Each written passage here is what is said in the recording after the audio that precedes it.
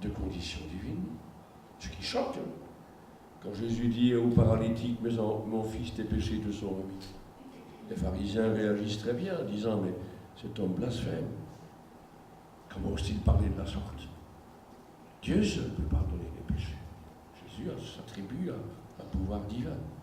Et d'autre part, il annonce en même temps, il renvoie toujours à son Père, à Dieu son Père, comme à un autre, dont il vient, dont il est sorti. Et en même temps, il annonce la venue d'un autre, l'Esprit Saint, qui va vous conduire vers la vérité tout entière. Il vous rappellera tout ce que je vous ai dit. Lui aussi avec des prérogatives divines. Vous mettez ça dans votre ordinateur, il faut conclure qu'il y a 3 sujets qui sont divins. Et en même temps, le Nouveau Testament ne parle pas de 3 dieux, ce n'est pas un trithéisme, ce n'est pas un polythéisme ramené à 3. Et le Nouveau Testament reste fidèle à la foi d'Israël au Dieu unique. Quand on réfléchit à tout cela, on doit bien en venir à la formulation de ce qu'on appelle la Trinité, un mot qui n'existe pas dans le Nouveau Testament, même si les personnes divines sont déjà explicitement mentionnées. Par exemple, quand saint Paul salue une de ses communautés chrétiennes en disant la grâce de Dieu le Père, l'amour de l'Esprit Saint, la grâce de Jésus notre Seigneur, l'amour de Dieu le Père et la communion de l'Esprit Saint soient avec vous. On reprend ça dans la liturgie parfois. La grâce de Jésus notre Seigneur, l'amour de Dieu le Père et la communion de l'Esprit Saint soient avec vous. Les 3 personnes divines sont explicitement mentionnées. Matthieu, baptisez toutes les nations au nom du Père, du Fils et du Saint-Esprit. Ce n'est pas une formule que Jésus a utilisée comme telle, mais Matthieu met dans la bouche de Jésus la formule qu'on utilise de son temps déjà pour le baptême, au nom du Père, dans la personne du Père, dans la personne du Fils, dans la personne de l'Esprit Saint. Mais ce que je rappelle rapidement, quelques mots, il a fallu pour le moins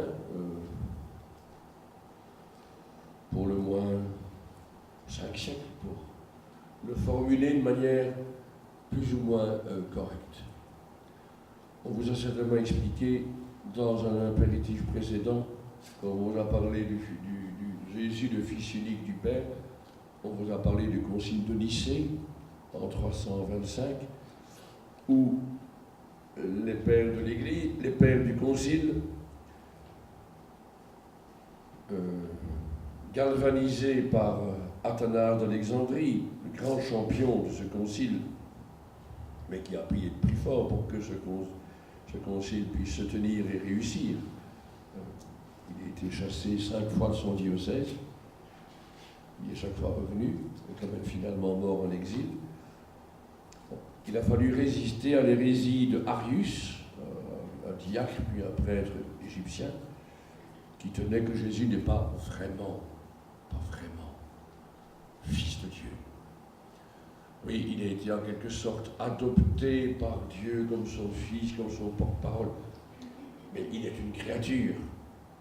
Et le Verbe dont on parle qui s'est fait chair, c'est une créature sublime qui s'est incarnée parmi nous, mais ce n'est pas vraiment le Fils de Dieu, ça c'est pas possible. Et contre Arius, le concile de Nicée a affirmé avec force, je crois en un seul Seigneur Jésus-Christ, le Fils unique de Dieu, né du Père avant tous les siècles, donc avant même toutes les créatures, avant la création du monde. Il est Dieu, né de Dieu, lumière, né de la lumière, vrai Dieu, né du vrai Dieu, engendré en Dieu, pas créé à la manière des créatures. J'ai expliqué l'autre jour à des enfants la différence qu'il y a entre engendrer et créer. Alors après, ils ont dit le credo avec force. Engendrer, non pas créer. Il dit, supposez une femme qui est enceinte et qui, le jour de son accouchement, a encore fait un merveilleux gâteau pour ses enfants.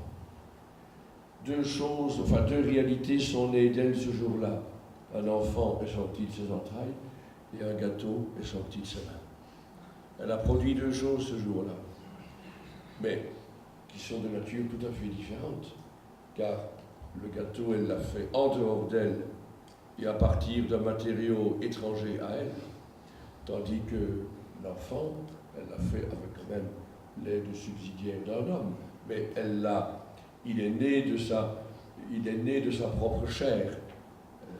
Comme dit Ève, pour son premier enfant, c'est la chair de ma chair. Bien, le Fils, il est engendré en Dieu. Il n'est pas comme les créatures tirées à partir de rien et créées en dehors de Dieu à partir de rien. Engendré, non pas créé. De même nature ou essence ou substance que le Père. Ça, c'est un premier combat. Affirmer la vraie divinité de Jésus. Le Fils du Père éternel. Il est vraiment Dieu. Et nous voilà déjà avec deux personnes divines, le Père et le Fils. Et puis, dans les années qui ont suivi, s'est posée la question de l'Esprit Saint. Et le même problème a surgi. Il y a eu des théologiens, pour diverses raisons, parfois politiques, disaient l'Esprit Saint n'est pas une personne divine, il n'est pas quelqu'un, c'est quelque chose. Il est un souffle anonyme. Il est une sorte d'un flux vital qui traverse l'humanité, qui traverse l'Église. Mais il n'est pas Dieu, il n'est pas Seigneur, comme le Père, ou comme Jésus, dans un seul Seigneur, Jésus-Christ, le Fils unique du Père, pas vraiment Seigneur. Et donc, il est à un rang inférieur. On adore le Père et le Fils, mais l'Esprit Saint. Eh bien, contre ces ennemis de l'Esprit Saint, contre ces gens qui se battaient contre la divinité de l'Esprit Saint, qu'on appelait en grec les pneumatomaques, du verbe, du substantif maké, qui signifie le combat, qu'on retrouve dans tauromachie, combat contre un taureau, nomachie, combat naval, et pneuma qui signifie l'esprit, les pneumatomaques, les opposants à l'Esprit Saint. Eh bien, le concile de Constantinople en 381 a jugé nécessaire d'ajouter quelques lignes au credo de Nicée en disant « Je crois en l'Esprit Saint qui est Seigneur des dieux et qui donne la vie. » Il n'est pas seulement un principe vital anonyme, il est celui qui donne la vie. Je crois en l'Esprit Saint qui est Seigneur et qui donne la vie. Il procède du Père et du Fils. À vrai dire, à Constantinople, ils ont dit seulement « il procède du Père ». Les théologiens grecs disaient que l'Esprit procède du Père, disaient parfois par le Fils. Mais il est clair dans le Nouveau Testament que l'Esprit Saint procède du Père, mais aussi de Jésus. Jésus dit dans le discours après la scène, « Je vous enverrai d'auprès du Père, je vous enverrai l'Esprit Saint. » Et le soir de Pâques, dans l'évangile de Jean, c'est lui qui souffle l'Esprit Saint sur les disciples. Donc, il procède du Père, et on peut dire aussi du Fils. Ce n'était pas présent dans le texte originel, et malencontreusement, lors d'une réforme liturgique, les empereurs s'occupaient un peu de tout. Charlemagne a voulu qu'on introduise dans le credo du Père et du Fils. Bon, ceux qui l'avaient conseillé n'avaient pas tort sur le fond. Évidemment, comme ça a été ajouté unilatéralement, sans consultation avec l'Église grecque, les églises d'Orient, ça a été très mal vu, c'était vu par les églises d'Orient comme de l'impérialisme latin, les latins qui veulent nous imposer leur formule théologique.